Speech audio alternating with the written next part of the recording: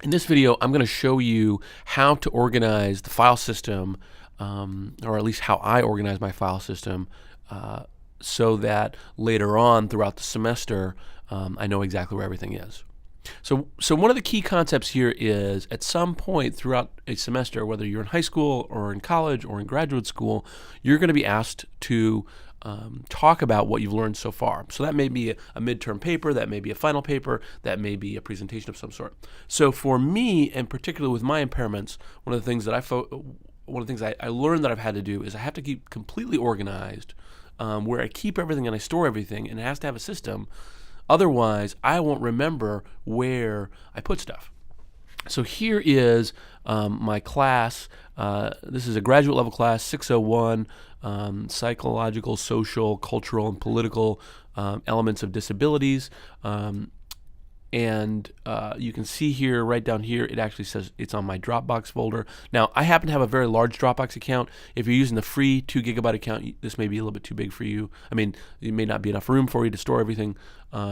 So you might not be able to use Dropbox, but the important thing here is make sure that on your drive, on your laptop or your desktop, that you have one central location where you put everything for that class. So let me show you how I've structured it that works for me, and then you can work off of that. So the first thing is in the main folder here, I have the syllabus. Now the syllabus, notice that the syllabus is in PDF form, and they're fairly long in graduate school. So this is everything I need to do for the semester. And you're going to get something equivalent. And if you don't have something equivalent, go to your professor, go to your teacher, and ask for them, because being organized, the next video we're going to do is task management, and being organized is very, very important. So you need to have all that outlined before you start so you know what you're getting into. For me, I actually got the syllabus in a Word document, and I immediately converted it to PDF. I'm going to talk a lot about converting documents to PDF later.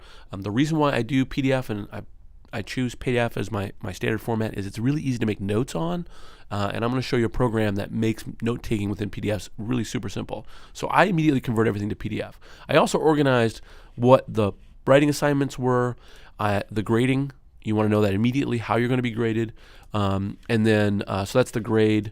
This is more about the grade, about the writing assignments, grading the writing assignments. This is all the writing assignments, and this is the full syllabus. Now, you'll also notice a couple of other folders here. Probably the most interesting one is going to be weekly assignments. So particularly in graduate school, and I think in general more and more, teachers are not teaching out of the book. So I had 3 or 4 books per class, but I had an additional, I would say maybe 30 or 40 papers up on top of that, journal articles that I had to read up on top of that. In some cases even more. I took a film class that had a lot of video in it. So what you see here is every week, it's a 15-week semester, everything for that class, whether it was notes, whether it was timelines, whether it was whatever it was, I dropped it in this class. So you can see, like in week 2, here's some journal articles on stigma, and so here is a however many page journal article, and because I have this in Dropbox, I can then access it from my iPad. So keeping things accessible and organized is absolutely critical. Now you can also see that I have my field research paper, or I have a field research paper, I have a film critique, and a final paper. So each of those get individual folders as well. You can see in my final paper, here is some logos. Here's the actual final paper itself. It was, I think, 25 pages. It had 30-some references. Here are some journal articles, and I've organized the journal articles in my research around what topics they were.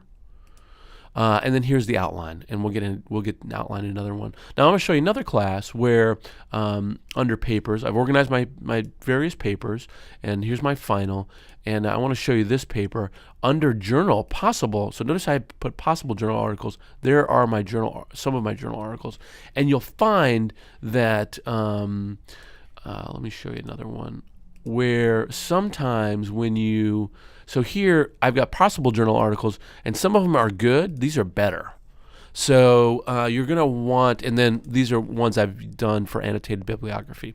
So you're going to want to organize the journal articles on the drive in a way that you can instantly know what you're looking at. So here I know that these are the ones that when I went to go write the final paper were the ones that I wanted to focus in on. These are ones I thought were going to be interesting, but when I further read them and further researched my topic, they became less interesting and less important. So The message here is keep organized on your drive. You can use Dropbox to make your whole digital workflow accessible on your iPad. So that's important too. But one central location to store all of the material for that semester is absolutely critical.